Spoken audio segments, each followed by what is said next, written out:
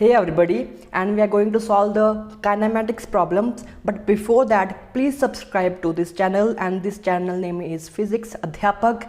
And many of you have not subscribed to this channel, and please subscribe.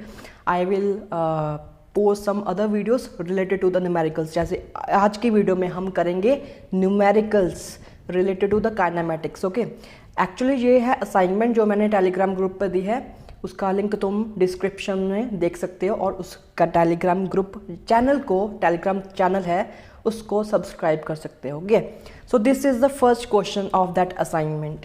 देखो, और ये सारी assignment में क्या है कि मैंने डिफरेंट लेवल, डिफरेंट टाइप्स के क्वेश्चन अरेंज किए हैं। ओके, एंड काइनेमेटिक्स में ही 6 टॉपिक्स होंगे, लाइक 6 असाइनमेंट्स होंगी। This is the first assignment, and then I have also posted second assignment related to the acceleration. Okay, so this is the first assignment and the first question of this video. So this is the question: if car travels for 2 hours and covering a distance of 50 km, then find the speed of car. Okay, so speed of car would be distance by time. We know if something it's traveling at a constant speed, simple we have to use the formula distance by time. Okay, and we will get 25 km per hour, but this is not the correct answer.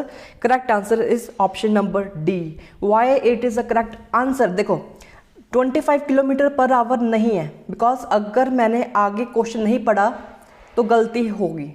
देखो, मैंने पूरा question नहीं पढ़ा, पूरा question पढ़ो तो फिर समझ लगेगा डी ऑप्शन क्यों है। बिकॉज उन्होंने बताया है that if no information is given about the weather the car was going with the uniform speed और नॉट, कि इसके बारे में तुम्हें कोई भी इंफॉर्मेशन नहीं है कि कार यूनिफॉर्म स्पीड से जा रही है कि नहीं जा रही है, तो अगर इतना ही क्लियर नहीं है, इतना ही हमें क्लियर नहीं है, then we can't able to find the speed. Okay, क्योंकि ये जो मैंने 25 किलोमीटर जो आंसर अभी तुम्हें बताया है, मैंने एज्यूम किया है कि car is travelling with a uniform speed, but वो जो नॉन यूनिफॉर्म भी उसकी हो सकती है। Okay, so there is not a sufficient data given to us, so D is the correct option. Okay, so remember, हमने ध्यान से क्वेश्चन को, पूरा क्वेश्चन को रीड करना है। ठीक है, so second question, When would we apply the 3 equations of motion? हम कब अप्लाई करेंगे equations of motion? This is a very very important question because it is a conceptual question. Conceptual question. देखो, if your acceleration is constant, then only we can apply the equations of motion. जो हमें 3 बताई जाती है ना, v is equal to u plus at. This is the first equation of motion. Second equation of motion is s is equal to ut plus half at square, and your third equation of motion is s is equal to v square minus u square by 2a. Okay, so these are the 3 equations of motion. इन तीनों equations of motion तभी लगाएंगे इन तीनों को हम if the constant acceleration is given to us. So C option is the correct option if a body moves with a constant acceleration. ठीक है, so moving on. अच्छा, अगर नहीं होता, अगर कांस्टेंट एक्सेलरेशन नहीं है, then you can apply this formula, simply the basic formulas, और v dx by dt. Okay, अगर ये अप्लाई नहीं होंगे तो हम ये ही सिंपल फॉर्मूले related to the differentiation of velocity by time हमें मिल जाएगा acceleration, and differentiation of displacement with respect to time हमें मिल जाएगा velocity.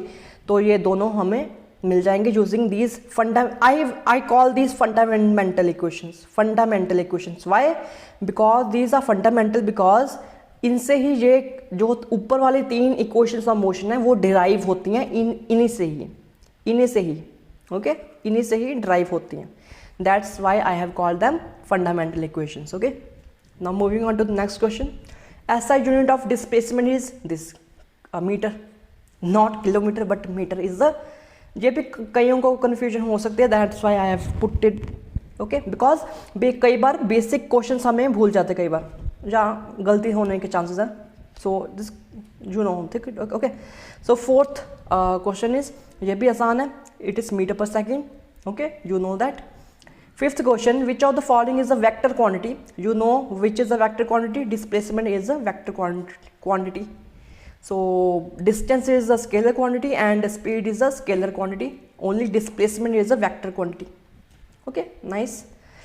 Sixth question, would you use equations of motion to study free fall? क्या तुम equations of motion जो अभी मैंने 3 बताई है ना, v is equal to u plus a t, उनसे क्या हम जो फ्री फॉल होता है like dropping a ball from some height with zero initial velocity, उसको स्टडी करने के लिए क्या हम इक्वेशंस ऑफ मोशन लगाएंगे? हाँ लगाएंगे, बिल्कुल लगाएंगे. So answer is yes. तो क्या होंगी इक्वेशन ऑफ मोशन? देखो v is equal to u plus minus g t, where g is you know acceleration due to gravity, then s is equal to ut plus half minus half gt square and 2as is equal to v square minus u square. यहाँ पर तुम g लिख सकते हो, यहाँ पर भी तुम प्लस माइनस g लिख सकते हो. अब मैंने प्लस माइनस लगाए हैं. प्लस माइनस के लिए एक रूल है, you have to stick to that. Okay, देखो अगर फ्री फॉल नीचे की तरफ हो रहा है, वैसे नीचे की तरफ ही होता है, उसको हम फ्री फॉल कहते हैं. So for free fall always take g as positive. Okay, and मतलब डाउनवर्ड डायरेक्शन को तुम पॉजिटिव मानना. अगर डिस्प्लेसमेंट हो रहा हो, अगर वो मान लो ऊपर की ओर हो रहा हो, ऐसी कंडीशन बन सकती है कि जी तो नीचे है, एक्सेलरेशन ड्यू टू ग्रेविटी तो नीचे है, नीचे होती है हमेशा, but somehow displacement or velocity, if they are in opposite direction like in the upward direction, then you have to take them as negative. Okay, ठीक है, नेगेटिव. ठीक है, बस यही है. और जब ऊपर जा रहे हो, अगर तुमने नीचे से ऊपर फेंका हो, then take g as negative and all the quantities which are downwards like displacement, velocity, you should take them positive. Okay, you should take them positive. Okay, ये है. Okay, तो जो भी डायरेक्शन है that is determined by the g, whether g is positive or negative. If g is positive downwards, then all the quantities upwards whose direction is along the upward, then they should be taken as negative. अगर हम नीचे से ऊपर फेंक रहे हैं, वहाँ पर मैं जी को ऊपर वाली डायरेक्शन को नेगेटिव, वैसे सेम ही है, वैसे है ना, सेम ही है. तो इसी को याद रखो, बस इसी को याद रखो. ये तो सेम ही है, इसका जस्ट मैंने उल्टा कर दिया इसको, है ना. तो ये तो सेम ही है, इसको याद रखो, बस इसको तुम याद रखो कि नीचे वाली डायरेक्शन को पॉजिटिव लेते हैं और ऊपर वाली डायरेक्शन को नेगेटिव लेते हैं. Okay, now moving on to the next question. Sixth question is again by mistake. A boy starts his journey from home to school and then after 6 hours he reaches his home. मतलब वो home से school गया and then again reaches to home. So what is the net displacement? देखो what is the net displacement? It is equal to total velocity, या हम कहते हैं average velocity, not total velocity, average velocity multiplied by time. So what is average velocity? तो average velocity होती है, अच्छा this is a formula. Okay, वैसे total displacement इसका ज़ीरो ही आएगा, तुम्हें पता ही है, बिकॉज वो अपनी पोजीशन पे फिर लौट आया है. That means the shortest distance कितना होगा अपनी पोजीशन पर, अगर वो लौट आया है, then it is zero. So simply take cat as zero. Okay, तो ये तो लगेगा नहीं फॉर्मूला एवरेज वेलोसिटी. हाँ, इसी क्वेश्चन को वो कह सकते हैं निकालो average velocity.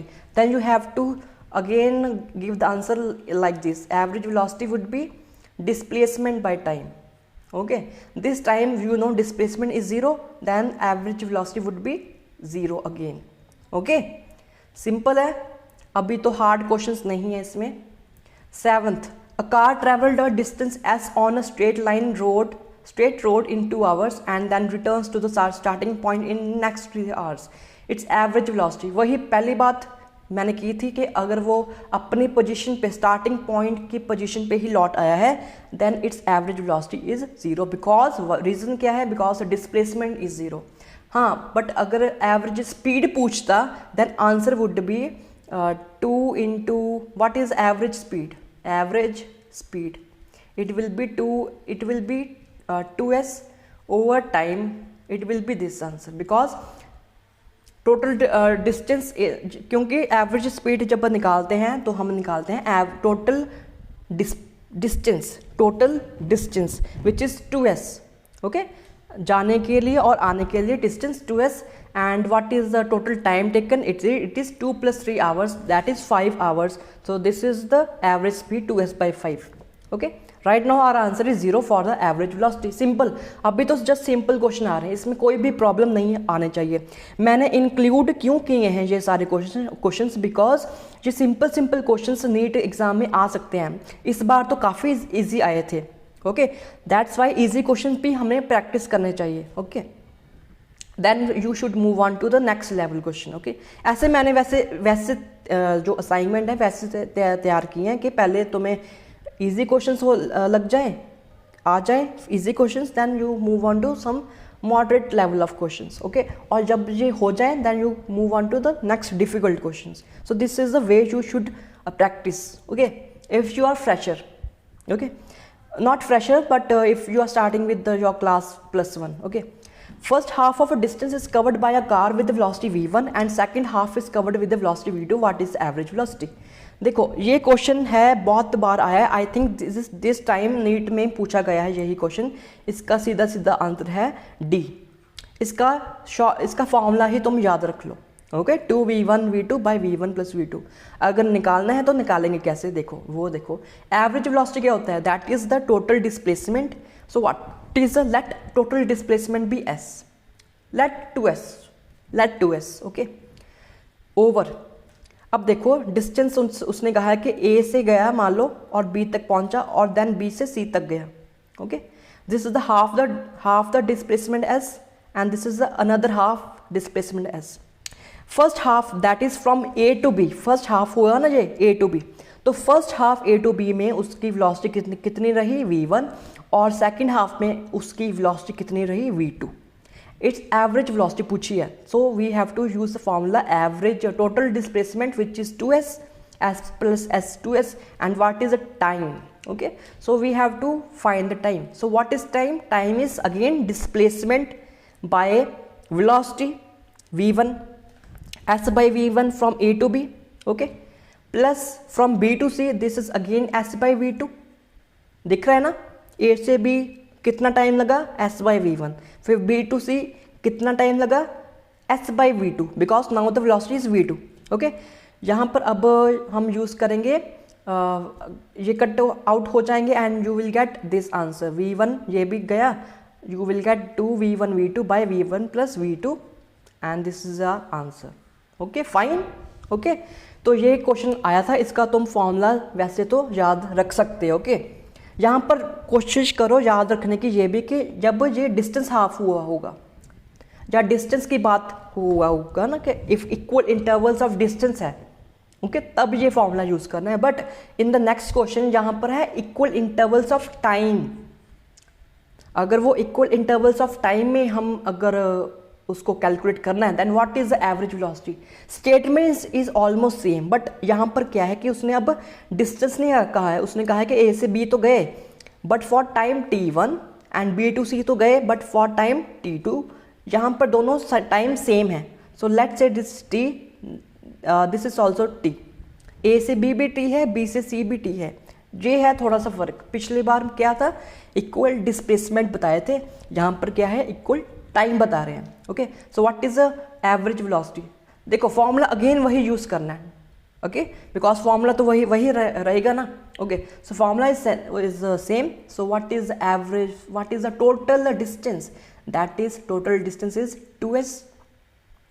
Let's take s plus s for this one half and this for the second half. okay, over ऊपर क्या होगा टोटल डिस्प्लेसमेंट और नीचे क्या है total time, that is t plus t. okay, now what is s1, what is the total displacement s1, it is s1 is v into t. this is the formula for displacement if और क्योंकि अब ये जो सारे जो numericals हैं इस assignment 1 में उसमें हमने कोई एक्सलरेशन काउंट नहीं करना है. ओके, क्योंकि सारी इन क्वेश्चंस में सारे जो वेलोसिटीज हैं that are constant. Okay, so we have to simply use the formula displacement into time और displacement by time, displacement by time for the velocity. Okay, so displacement by time or displacement into time for the velocity would be displacement by time, and therefore displacement would be v into t. So therefore I will take this v into t, v1 plus. Okay, this is v to t. पता लग गया. For s1 displacement, what is the displacement in the time t? It is v1 into t. Simple, जो हमने junior classes में formula पढ़े हैं वही है, सिंपल, और कुछ नहीं है. S2b कितना है? S2b इतना होगा, which is again in the terms of t would be v2 into t. Velocity into time is the displacement. Okay, this is again 2t, t cut गए and you will get this answer C option. C option is the correct option, v1 plus v2 by 2. तो ये भी तुम formula direct ही याद रखो. Okay, but ये भी याद रखो फॉर द फर्स्ट हाफ अगर कहा गया हो, फर्स्ट हाफ, और अगर टाइम कहा गया हो, then these are the two keywords you have to remember. क्योंकि ये शॉर्टकट है, इसके लिए तुम्हें कंडीशंस भी पता होनी चाहिए कि ये फॉर्मूला मैंने कब यूज़ करना है. ओके, और this is also very very important. हम क्या करते हैं, फॉर्मूला तो याद रख लिया, बट कौन सी कंडीशन में कौन सा फॉर्मूला लगाना है वो ही भूल गए. ओके, और एग्जाम में कुछ और ही ऐसा मिलता जुलता और ही कोई क्वेश्चन आ गया, there you will fall into this trap. Okay, तो फॉर्मूला समझना होता है. Okay, so this is the formula v1 plus v2 by 2. Okay, fine. अब 10th क्वेश्चन करते हैं. A train takes 1 hour time to go from one station to another. Okay, it travel with the speed of 30 kilometre per hour for first hour. देखो, जैसे जैसे ये statement बोली है वैसे वैसे तुम डायग्राम ड्रॉ कर सकते हो. देयर इज नो क्या, कुछ नहीं, देयर इज नो, मतलब जगह होती है तुम्हारी नीट पेपर में भी, तो उसको कवर, मतलब अगर तुम्हें confusion, if even if you are very good at your physics, then again you have to draw the diagram. Okay, even then, because कई बार गलती हो भी जाती है. Okay, so it travels with the speed of 30 kilometre per hour for first hour. ये देखो वही क्वेश्चन है, ये 9th वाला ही क्वेश्चन है, बेसिक सा. 9th वाला क्वेश्चन में भी क्या है, हाफ टाइम का इंटरवल है. फर्स्ट हाफ में उसने कुछ डिस्प्लेसमेंट किया होगा, सेकंड हाफ टाइम में भी उसने कुछ डिस्प्लेसमेंट किया होगा. सेम क्वेश्चन यहाँ पर है, बस यहाँ पर क्या है, उन्होंने बताया है न्यूमेरिकल वैल्यू बता दिया है कि 30 किलोमीटर पर आवर था, बाद में 50 किलोमीटर पर आवर हो गया, यानी कि अब न्यूमेरिकल वैल्यूज बता दिए. Then you have to again simply use this formula v1 plus v2 by 2. That's it. You have to use this formula and you are done. Okay, इस question में वैसे आंसर कोई मैच नहीं हो रहा है इसमें. देखो ध्यान से, 40 किलोमीटर पर आवर आएगा एंड कोई भी ऑप्शन मैच नहीं हो रहा. इसको आई थिंक मेरे से टाइपिंग में मिस्टेक हो गई, यहाँ पर 40 आना था. ठीक है, so that's why b is the correct option. If यहाँ पर 40 आना था. ओके, कुछ मिस्टेक हो गई थी मेरे से. ओके, सो एवरेज स्पीड होगी हमारी 40 किलोमीटर पर आवर. फॉर्मूला क्या लगा, v1 प्लस v2 बाई 2. अगर यहाँ पर कहते हैं कि फर्स्ट इक्वल डिस्प्लेसमेंट, अगर वो इंटरवल बांधते इन टर्म्स ऑफ डिस्प्लेसमेंट, तो हमारा क्या कौन सा फॉर्मूला यूज़ होता, तो हमारा फॉर्मूला होता तो हम यूज़ करते ये वाला formula 2v1 v2 by v1 plus v2. अगर उन्होंने कहा होता first half of the distance instead of time, distance अगर कहा होता, then we have to use this formula. Okay, so okay, now we will continue to the next video, क्योंकि बहुत लंबा हो जाएगा वीडियो. ओके, तो मैंने ये जो असाइनमेंट है, आगे भी 10 क्वेश्चंस और हैं जो हम करेंगे. उसमें थोड़े से मॉडरेट लेवल के क्वेश्चंस हैं, तो वो हम बाद में करेंगे. ओके, टिल देन पढ़ते रहो और अगली वीडियो ज़रूर देखना. Okay, thank you very much.